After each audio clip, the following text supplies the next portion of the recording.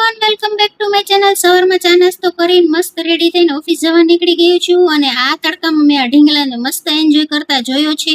ઓફિસે પહોંચીને આપણે રેગ્યુલર આપણું કોમ્પ્યુટર વર્ક ચાલુ કરી દીધું છે અને ગ્રીન ટી પણ પી લીધી છે। બપોરે ઘરે આવીને લંચ બનાવવામાં આજે મારે થોડીક ઉતાવળ થઈ ગઈ કેમ કે પતિદેવને જવાનું હતું ઢીંગુબેનને તેડવા, તો મેં અહીંયા ફટાફટ એની થાળી રેડી કરી દીધી છે એટલે જમવા બેસી ગયા છે।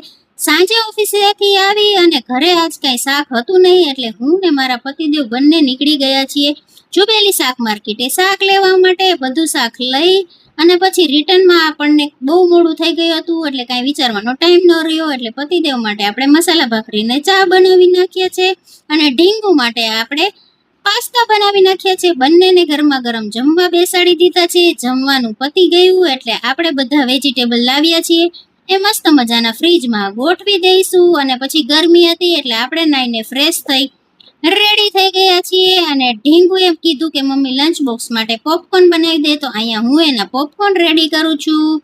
Bye bye, Radhe Radhe.